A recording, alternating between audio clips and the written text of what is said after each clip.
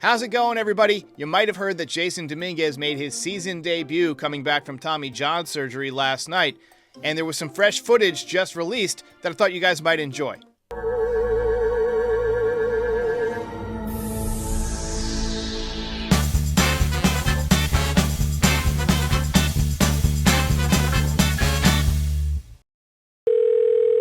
I could definitely see Luis Hill going to the bullpen just because he's going to have that innings limit. I'd love to see him in the rotation, but, Cole comes back, he basically, takes that spot. I'm utterly fascinated by what the Yankees are going to do with Luis Hill and Nestor Cortes and all these guys when Gerrit Cole comes back. It's a good problem to have, too many starting pitchers, but you could make a case for everybody to be in the rotation, but it's unlike the Yankees to use a six-man rotation, so somebody's probably going to have to go to the bullpen. I think Luis Hill's stuff is probably the most electric in the bullpen, and that's what you want, a swing-and-miss guy. But Nestor Cortes is left-handed, and you got Caleb Ferguson, who's really been struggling as one of the lefties in the bullpen, so that's a good fit. Clark Schmidt, I know he went into the seventh last time, but traditionally he hasn't done that very well. So he could be a guy who pitches those middle innings. It's going to be a tough decision for the Yankees to make, especially if everybody remains healthy to the point when Gerrit Cole comes back. And if everybody's pitching well, I just don't know what you're going to do. So I'm utterly fascinated in this situation. Thanks for the call. Hey, Derek Chain. I, like you, would sign up for Stanton at 236, 35 home runs, 90 RBIs, and the 60-day DL not raising its ugly head for his season. But lest he starts thinking he's Reggie Jackson. Reggie Jackson's Yankee contract was for 5 years. In Jackson's 5 years with the Yankees, who went to 3 World Series and won 2 back-to-back, with Reggie getting one of MVP in one of them.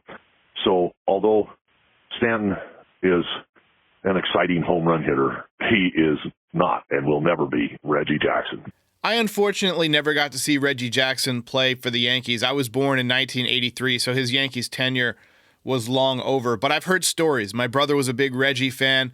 My dad told me about the time that he hit 3 home runs in a game, and I've obviously seen all the highlights and stuff. I wish I could have seen Reggie. I really do. Giancarlo, though, has been pretty clutch in the postseason. That 2020 postseason was unforgettable. He's had some great moments as a Yankee, and he's hit some big grand slams. And one thing that makes him so much fun is that he hits the ball so far or so dramatically hard that every home run feels like a unicorn home run. It feels like something that, would be another guy's best home run of his entire career. How many guys have hit a 450-foot grand slam? Seems like he does it once or twice a year. What's up, Derek? John from South Florida here. My question is about Luis Hill. I want him pitching in the playoffs. And I see a lot of people saying, when Gerrit Cole comes back, send Nestor to the bullpen or send Clarkie to the bullpen. Why not send Luis Hill down to the bullpen and just protect as many innings as you can this middle chunk of the season, and then the last quarter ramp him back up so he can pitch in the playoffs?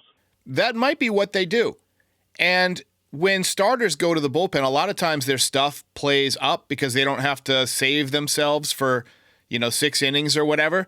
Look at Phil Hughes in 2009. Look at Jabba Chamberlain. He was a starter all through the minor leagues. He got to the majors, and his stuff was so electric out of the bullpen that they said, hey, we might have a lights-out reliever here, and that began the debate between whether Chamberlain should be a reliever or a starter. He ended up being kind of both, and that ruined his career, I think.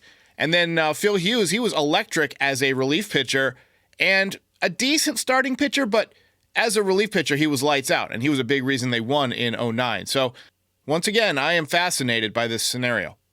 Hello, Derek. Great show. This is Frank from Laguna Beach, California. I did not realize that Domingo was still in the Yankee organization. He did have a belligerent blow-up, MF and everybody, etc. But wouldn't we rather have Domingo picking up a roster spot over your best buddy and fan of Tompkin? Couple more voicemails to get to, but first, a quick word from our sponsor, Odds Jam. Looking to boost your sports betting game? Meet Odds Jam, the ultimate ally for data-driven wagering. With 260 plus sports books, it's your go-to platform. Here's how it works.